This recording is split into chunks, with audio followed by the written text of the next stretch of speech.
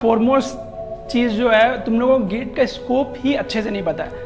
बहुत सारे कॉलेजेस ऐसे हैं जहाँ पर सीनियर जूनियर इंटरेक्शन इतना अच्छा है कि वहाँ हर सीनियर जूनियर को रिकमेंड करता है कि क्या करना चाहिए, कैसे करना चाहिए और फ्यूचर में क्या क्या स्कोप्स है। हमारे कॉलेज में अनफॉर्चुनेटली वो बिल्कुल नहीं है, तो हम लोगों को जूनियर्स को पता नहीं रहता ज़्यादा कि स्कोप क्या क्या है। अगर मैं पूछूं तुम लोगों से कि गेट में तुम लोगों को क्या क्या स्कोप दिखाई देता है, तो तुम लोग में सिर्फ दो नाम आएंगे, एक PSU एक एमटेक। और तुम लोग सोचते हो कि 1000-1500 रैंक के बाहर कुछ हो ही नहीं सकता गेट में। इससे ज़्यादा किसी को नहीं पता होगा, शायद बहुत रेयर लोग होंगे जिनको शायद इसके बाहर पता होगा कि इसके बाहर के रैंक तक में क्या क्या हो सकता है गेट में। तो पहला तो सबसे इंपॉर्टेंट चीज़ ये है कि गेट में स्कोप कितना है और क्यों गेट मेरे लिए बहुत ज़्यादा ज़रूरी है। सबसे पहली बात ये आएगी। दूसरा पार्ट सेमिनार का ये होगा कि गेट का प्रिपरेशन अगर मेरे को करना है तो कैसे करना है, dos and don'ts of GATE, ठीक है। और थर्ड पार्ट ये होगा कि हमारा प्लान क्या होगा, हम लोग कैसे शुरू करेंगे, कौन सा पार्ट पहले खत्म होगा, कौन सा पार्ट बाद में खत्म होगा, वो शेड्यूल एक टाइप का वो लास्ट का रहेगा, वो छोटा सा पार्ट है, ठीक है। तो सबसे पहले हम लोग देखने वाले हैं कि गेट क्यों इंपॉर्टेंट है। गेट अभी के टाइम पे मैकेनिकल के लिए खासकर, क्योंकि PSUs बहुत ज़्यादा है मैकेनिकल में, एक मेजर पार्ट जितना स्कोप्स है मैकेनिकल में, मतलब किसी भी चीज़ में गेट के लिए, ठीक है, तो वो सारे स्कोप्स में मेजर पार्ट तुम्हारा एमटेक और PSUs ये दोनों रहते हैं। बट इसके अलावा भी बहुत सारे स्कोप्स है, जैसे तुम MS कर सकते हो फॉरेन में, MBA कर सकते हो इंडिया में, निट्टी मुंबई तुमको MBA कराती है, तुम LNT की बिल्ड इंडिया स्कॉलरशिप में पार्ट ले सकते हो। वो स्कॉलरशिप के थ्रू LNT तुमको 6.5 लाख का पैकेज देता है। बट उसके पहले 2 साल का तुमको एमटेक कराता है किसी रिनॉन इंस्टीट्यूट से, जैसे IIT दिल्ली या IIT मद्रास, किसी भी इंस्टीट्यूट से कराएगा तुमको, पूरा खर्चा तुम्हारा वो उठाएगा, मतलब LNT पूरा पे करेगा, तुम्हारा हॉस्टल से लेकर हर चीज़ सब खर्चा वो उठाएगा। उसके बाद तुमको एडिशन में 13,500 रुपीज़ का स्टाइपेंड LNT की तरफ से मिलेगा, जो गेट का स्टाइपेंड है वो अलग। तो इतनी तुम्हारी इनकम रहेगी अगर तुमको LNT वाला मिलता है। तो ये बहुत सारे स्कोप्स हैं जो तुमको अभी तक नहीं पता है। MBA जो निट्टी मुंबई का मैं बता रहा हूँ, वो बहुत रिनॉन्ड MBA है। अगर तुम सर्च मारोगे कि MBA के टॉप कॉलेजेस, तो उसमें तुमको निट्टी मुंबई का नाम 7th या 8th रैंक पे आएगा ऑल ओवर इंडिया।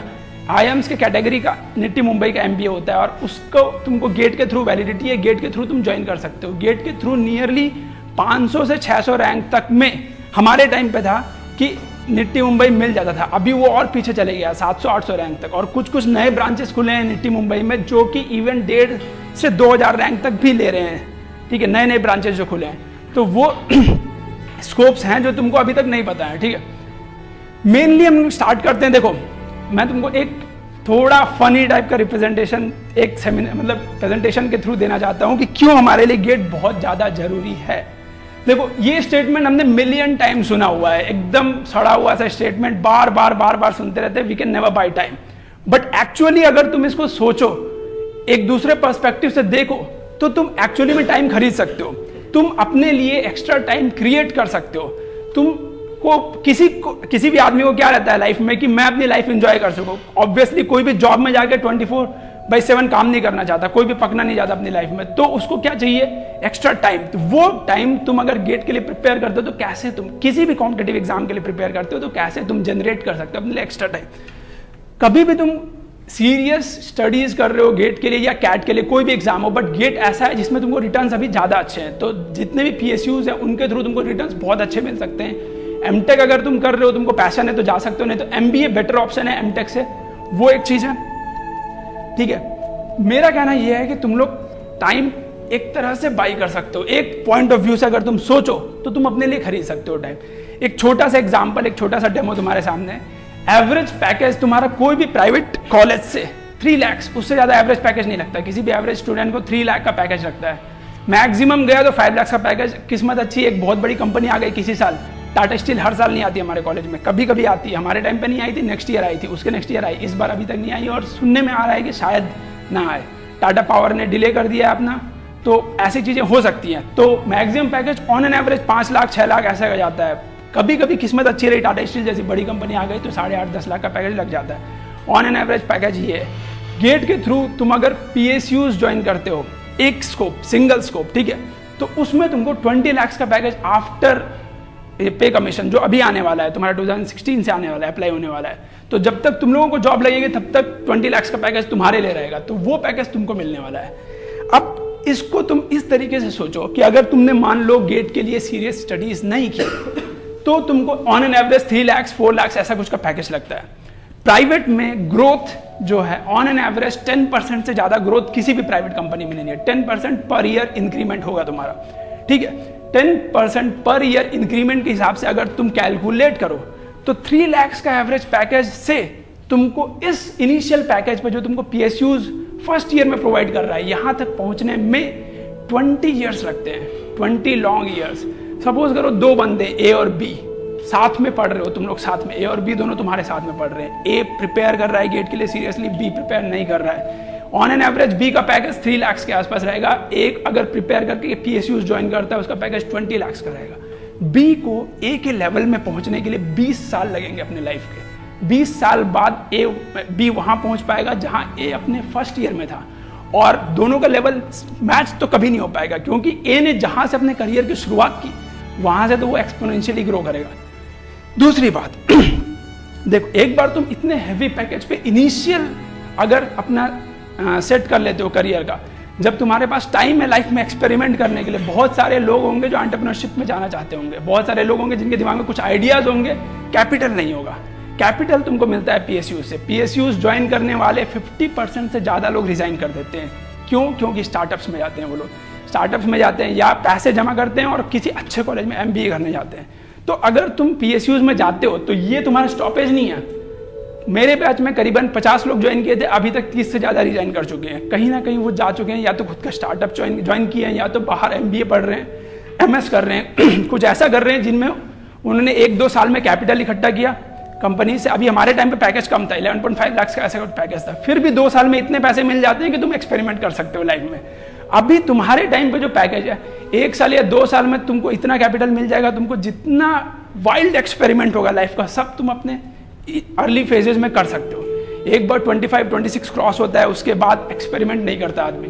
25-26 के पहले तुम्हारा एक्सपेरिमेंट करने वाला जो एज है उसमें तुमको चाहिए होता है कैपिटल, और वो तुमको इसके अलावा कहीं नहीं मिल सकता। अगर तुमको स्टार्टअप्स में कूदना है, एंटरप्रेन्योरशिप में कूदना है, कैपिटल चाहिए। कैपिटल तुमको इसके अलावा कहीं नहीं मिल सकता।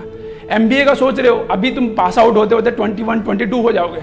MBA का प्रिपेयर करोगे 1 साल बहुत अच्छे लग रहा है तो MBA इसी साल आ जाएगा, बट इस साल आएगा तो उतना पैसा लोन लेके तुम लाओगे, लोन लेके लाओगे 20 लाख का लोन। उसके बाद तुमको जॉब लगेगी 15 to 18 lakh average package MBA, top MBA colleges का।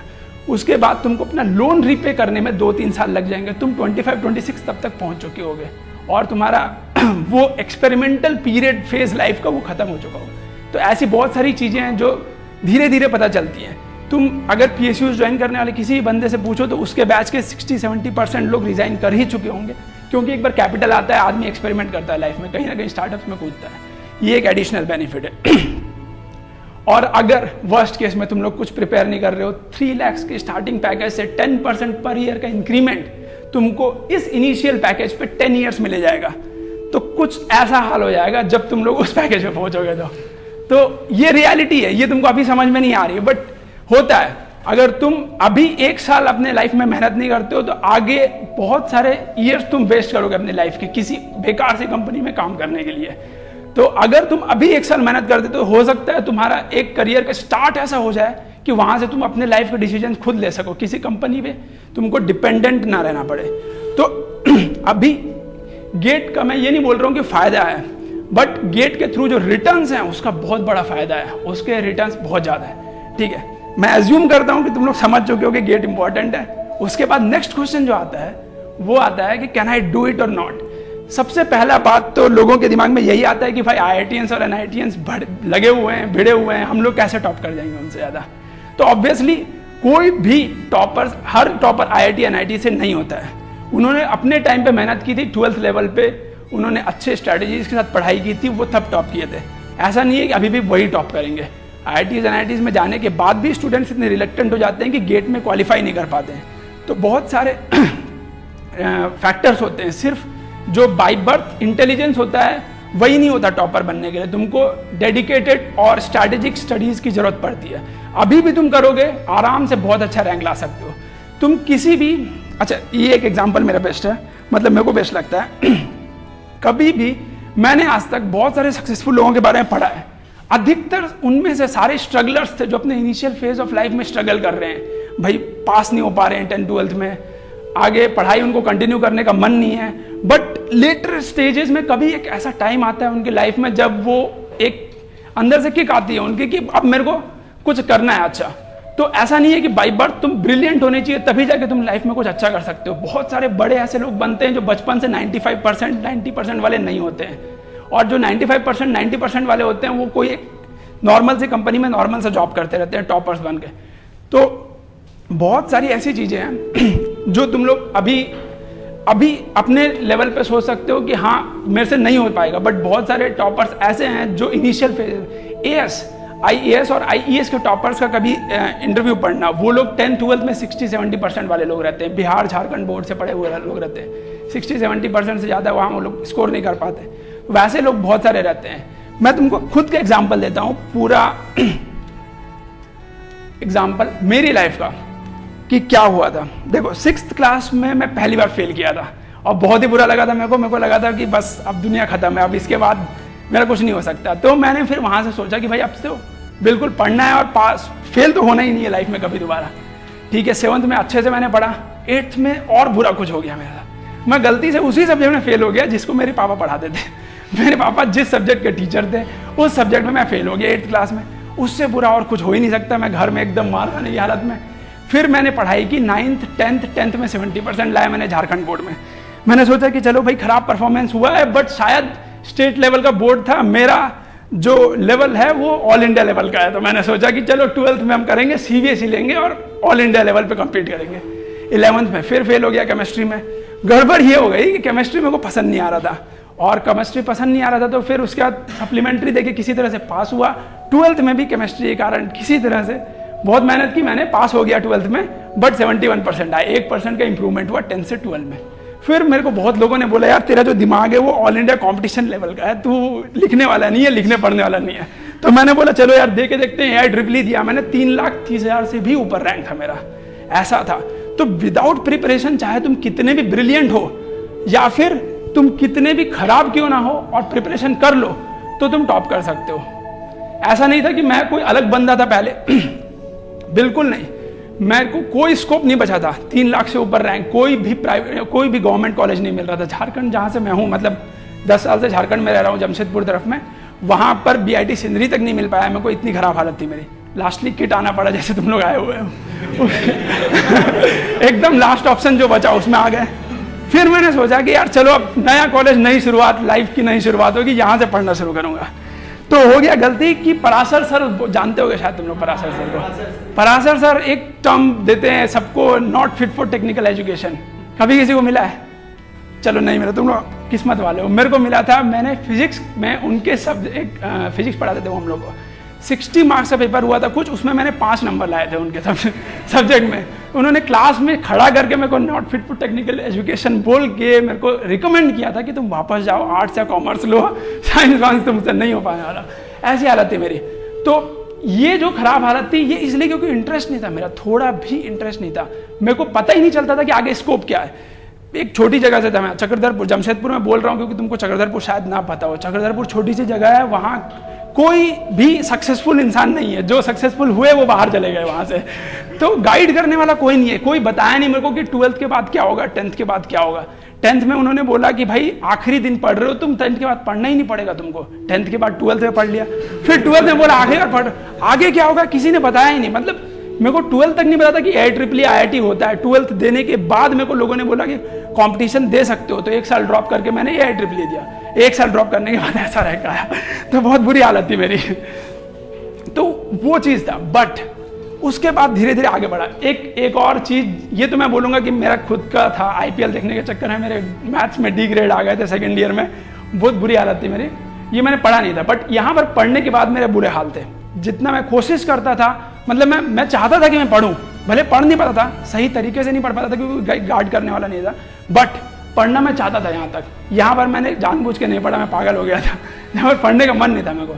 6th सेमेस्टर में मेरा एक दोस्त चक्रधरपुर का, वो BIT सिंदरी में पढ़ता था, हमारे टाइम का टॉपर था वो, और बहुत ब्रिलियंट बच्चा था पढ़ने में। रोहित रंजन नाम का, मेरे फेसबुक प्रोफाइल में है वो बंदा ऑल इंडिया केमिस्ट्री में टॉप किया था अपने बैच में। 99 मार्क्स आए थे उसके 100 में, और मैं केमिस्ट्री में फेल होने वाला था। तो मैं बहुत इंस्पायर्ड रहता था उससे। उसने मेरे को 6 सेमेस्टर से पहले, जो 5th और 6th सेमेस्टर के बीच में विंटर ब्रेक होता है ना तुम्हारा, 10-12 दिन का विंटर ब्रेक, उसमें उसने मेरे को गेट के बारे में इतना इंस्पायर किया, गेट नहीं PSUs के बारे में और PSU से मिलने वाले इनकम के बारे में, उसके बाद क्या क्या फ़ायदे हो सकते, जो मैं अभी तुमको प्रवचन दे रहा हूँ वो मेरे को दे रहा था कि भाई PSU से ये बेनिफिट्स हैं, तो उसके बाद ये कर सकता है, वो कर सकता है, ये सारी चीज़ें वो मेरे को बता रहा था। करीबन 10 से 12 दिन में उसने मेरे अंदर इतना डाटा भरा कि मतलब मैं अंदर से इंस्पायर्ड था कि अब मेरे को कुछ करना है, अब मेरे को पढ़ना है, सीरियसली गेट के लिए पढ़ना है। बाकी अनऑफिशियल बात है कि 6 सेमेस्टर से मैंने क्लास आना बंद कर दिया था, वो अनऑफिशियली मैं तुम लोगों को बोल रहा हूँ। इतना मैं सीरियस हुआ था गेट के लिए कि मैंने क्लास आनी बंद की थी और मैं खुद से पढ़ रहा था गेट के लिए। वो बंदा मेरे को जो इंस्पायर कर रहा था कि जैसे पढ़ो, उसको BIT सिंदरी से हर साल टॉप 100 में 1-2 बंदे रहते ही थे 2013 तक, जब तक हम लोग, मेरा बैच था तब तक। तो वो बंदा मेरे को पूरा अपने सीनियर से गाइडेंस खुद लेता था और फिर मेरे को गाइड करता था कि भाई प्रीवियस ईयर्स बना, या फिर इस सब्जेक्ट से शुरू कर, उस सब्जेक्ट को बाद में कर, ये कम इंपॉर्टेंट है, ये बाद में करना है, कौन सा मटेरियल पढ़ना है, मतलब कौन सी बुक्स पढ़नी है, कौन सी बुक्स नहीं पढ़नी है, रेफरेंस बुक्स का नाम दिया उसने, सारी चीज़ें मेरे को बताई कि कहाँ से पढ़ना है, कितना पढ़ना है, कैसे पढ़ना है। 6 सेमेस्टर से मैंने शुरू किया, अभी जो तुम्हारा टाइम है लगभग, और 6 सेमेस्टर से पढ़ के मैं 3 महीने के अंदर मतलब नवंबर हाफ दिसंबर और दिसंबर हाफ जनवरी, और हमारा फरवरी में 15 या 16 को एग्जाम हुआ था 2012 का, समझ रहे हो। 2013 मैंने दिया अपना, बट उससे 1 साल पहले की बात कर रहा हूँ मैं। 2012 का जो गेट हुआ था वो फरवरी 15 ऐसा मिड में हुआ था। तो तब तक मेरे को जब उसने इंस्पायर कर दिया था उस बंदे ने, उसके बाद 2.5 महीने का टाइम था मेरे पास, 2.5 से 3 महीने का। तो वो 2.5 से 3 महीने के अंदर में मैंने प्रिपरेशन की सीरियस, और मेरे मार्क्स आए थे 58 मार्क्स उस पेपर में। मैं ऑफिशियली नहीं बैठा था, बट पेपर डाउनलोड करके पेपर मिल गया था मेरे को, उसको मैंने घर पे बैठ के सीरियसली दिया था। उसमें मेरे 58 मार्क्स आए थे जो इक्विवेलेंट थे 1000 रैंक के उस समय के। तो ये 2.5 से 3 महीने में मैंने 1000 रैंक जब स्कोर किया, उसके बाद मेरे को आया कॉन्फिडेंस कि भाई नहीं, जो पहले हुआ सो हुआ, अब मैं कर सकता हूँ। 1000 रैंक आया तो अंदर में घुसा सकता हूँ और रैंक। अब मेरे को 58 लाया हूँ, मेरे को 80 पहुँचाना है, किसी तरह से 20 मार्क्स बढ़ाने हैं। उसके बाद जो मेरी पढ़ाई शुरू हुई, वो इस बेसिस पे मैं बोल सकता हूँ कि एक बंदा जिसने मेरे को इंस्पायर किया, उसने लाइफ चेंज की। 2.5 से 3 महीने के अंदर मैंने इतना सीरियस पढ़ा, क्लासेस छोड़ दी, क्लासेस नहीं किया, जो वैकेशन मिला था उसमें भी मैं पढ़ रहा था, उससे इंस्पायर होता था, पढ़ता था। तो वो सब चीज़ों के बाद 2.5 से 3 महीने के बाद 1000 के अंदर मैंने रैंक घुसाया। उसके बाद करीबन 1 साल का प्रिपरेशन, फुल लेंथ टेस्ट करीबन 50 से 60 दिए थे हमने ग्रुप्स में। ग्रुप बना के हालत ऐसी थी कि मेरा पॉइंटर थे 7.9 शुरुआत में, जब मैंने गेट की प्रिपरेशन शुरू की इस टाइम पे, तो 8.1 ऐसे 8.1 ऐसा कुछ घुस रहे थे मेरे। और जो बंदों को मैंने गेट के लिए इंस्पायर किया और जिन बंदों को मैंने गेट के लिए मतलब एक तरह से गाइड किया, वो सारे 9 पॉइंटर से ऊपर वाले, 9.5, 9.8 ऐसे लोग थे। और हमने जो ग्रुप बनाया उसमें सारे 9 पॉइंटर से ऊपर वाले थे, सिर्फ एक ही मैं था 8 पॉइंटर वाला। और मैं उनको गाइड करता था, बताता था कि भाई ऐसे पढ़ो, वैसे पढ़ो। और वो बंदे में चार बंदे थे, चारों का चारों टॉप मतलब अच्छे रैंक लाए। मेरा 4th रैंक था, मेरा रूममेट का 23rd रैंक था, एक 246 रैंक था, एक का 140 कुछ ऐसा रैंक था। तो इतने 4 लोगों ने जो सीरियस प्रिपरेशन की ग्रुप बना के, उसका हम लोग को बहुत फायदा हुआ। इस चीज़ के बाद जब मैंने 2012 गेट दिया, तो तुम्हारे पॉइंटर कितने भी हो उस पर डिपेंड नहीं करता। कॉलेज की स्टडीज़ तुम लोग भी जानते हो कितनी रिलेवेंट होती है रियल लाइफ से।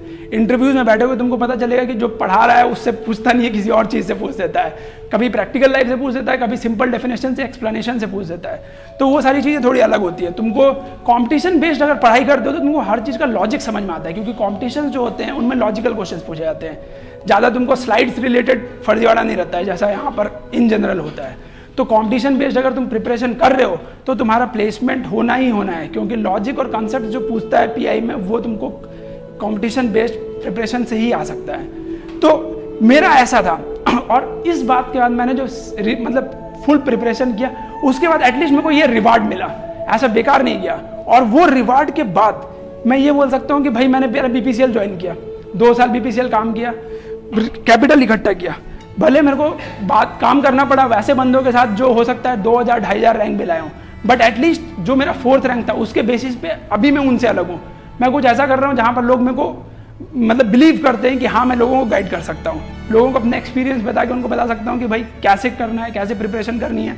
तो अभी जो ये स्टार्टअप मैं कर रहा हूँ ये इसलिए कर रहा हूँ क्योंकि मेरी प्रिपरेशन इस लेवल की थी। अगर मैं मान लो 200-300 रैंक लाता तो शायद ये लेवल मेरा आज नहीं होता।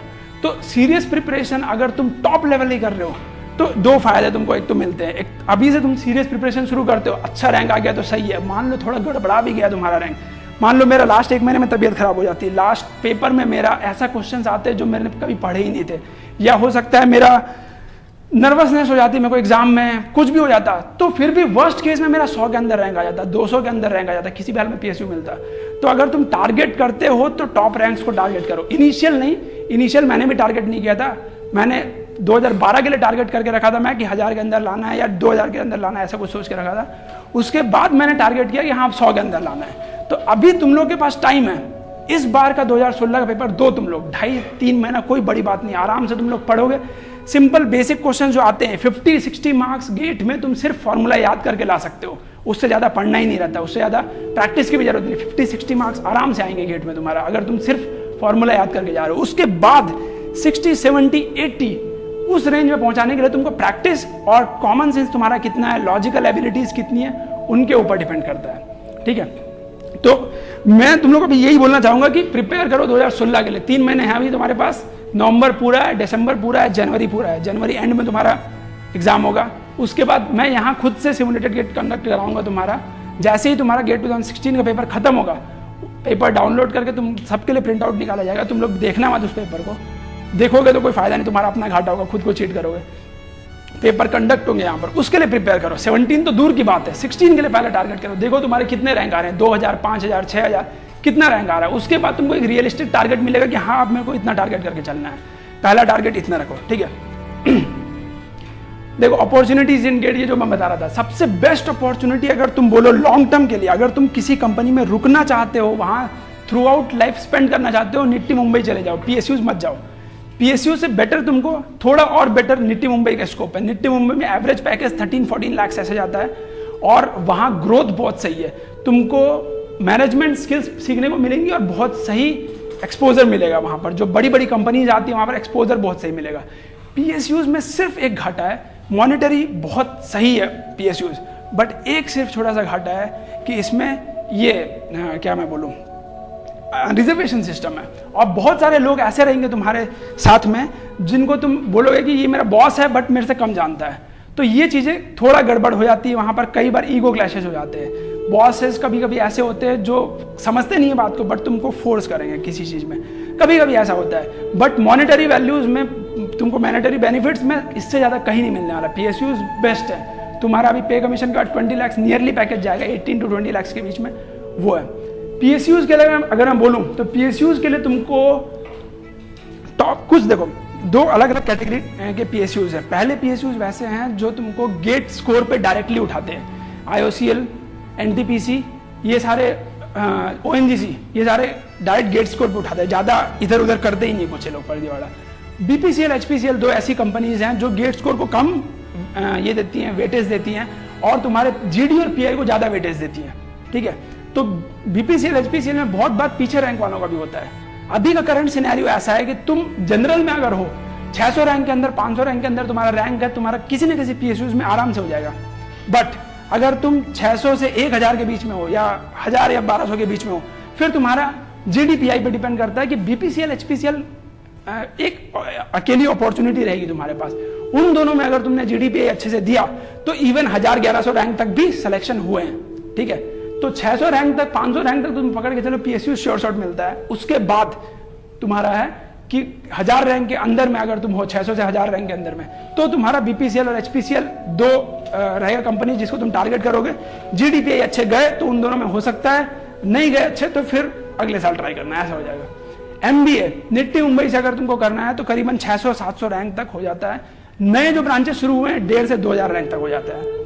एमटेक जो तुमको करना है, अगर आईआईटी से एमटेक करना है, आईआईटी से एमटेक करने के लिए तुमको स्कोप समझ के रखो, तुम 1,500 आईआईटी गुवाहाटी तुमको 1500 तक मिल जाएगा। अगर खराब ब्रांचेस लेना चाहोगे, main stream branches, design, thermal, production, इनको छोड़ के बाकी जैसे कैड की ब्रांच या सीआईएम की ब्रांच, ऐसी ब्रांचेस लेने चाहोगे तो 2000 रैंक तक, 2500 रैंक तक भी होता है। ठीक है, मरीन इंजीनियरिंग ले लिया तुमने, वो सब ले लिया तो 2-2,500 रैंक तक होता है। और एनआईटी तो तुम्हारे 3-3,500 रैंक तक जाते हैं। जो एलएनटी की बिल्ड इन स्कॉलरशिप है, ये बहुत तगड़ी स्कॉलरशिप है, बहुत कम लोगों को इसके बारे में पता रहता है और इसके कारण इसके रैंक्स बहुत पीछे तक जाते हैं।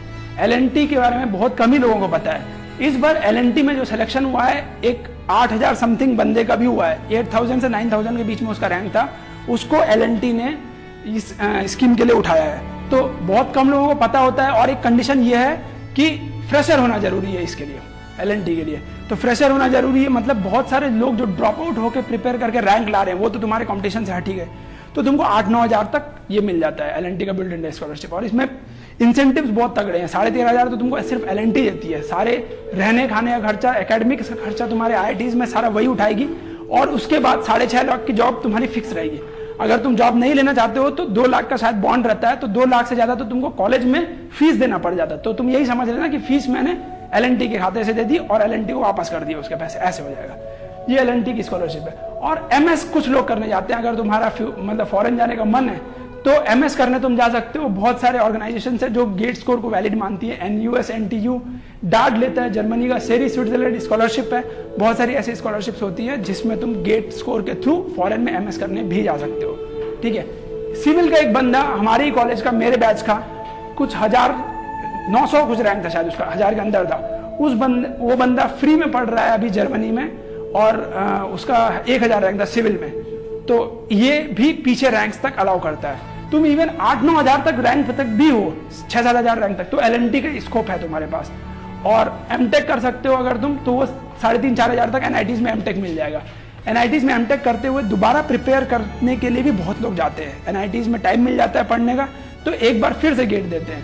वैसा भी प्लान रहता है बहुत सारे लोगों का, ठीक है। लास्ट में एक चीज यही है, नेवर गिव अप। कभी भी लाइफ में गिव अप नहीं, कभी भी हो सकता है, तुम कभी भी लाइफ में ऊपर उठ सकते हो। तुमको कभी नहीं पता कि कब तुम एक ऐसा स्ट्राइक आएगा अंदर से कि तुम बोलोगे कि आप में वो करना है, आप में को प्रिपेयर करना है। पहले जो भी हुआ, फेल्यूअर्स जितने भी हुए, सबको भूल जाओ, एक फ्रेश स्टार्ट करो। 3 महीने दो, 3 महीने दे के देखो। ये गेट 2016 का पेपर दे के देखो, 1,000-2,000 के अंदर रैंक आएगा। तुमको लग रहा है कि मैं कर सकता हूं, तो आगे का 1 साल कंटिन्यू करना, नहीं लगेगा तो छोड़ देना गेट की प्रिपरेशन। ऐसा है, 3 महीने कंटिन्यू करके देखो। मैं कॉन्फिडेंस से बोल सकता हूँ 3 महीने अगर तुमने सीरियस पढ़ाई कर दी तो तुम 2,000 के रैंक अंदर आराम से ले आओगे। सिर्फ तुमको फॉर्मूलाज पढ़ने अच्छे से, उतना काम तुमको करना है। 3 महीने का ट्राई दो, अगर लगता है कि गेट नहीं हो पाएगा तो वहीं पर छोड़ देना, बट आराम से होगा अगर तुमने सीरियस प्रिपरेशन की तो। ये हुआ तुम्हारा सिंपल प्रेजेंटेशन, जहां बता रहा था तुमको कि क्या जरूरी है, मतलब गेट क्यों जरूरी है तुम्हारे लिए, क्या क्या स्कोप्स है और कितने रैंक तक तुम सेफ हो गेट में। अगर तुम इवन 6-7 हज़ार रैंक तक भी हो तो भी सेफ हो, क्योंकि तुम MTech करने कहीं चले जाते हो, तुमको स्कॉलरशिप 12,500 रुपये तो गवर्नमेंट देती है। उसके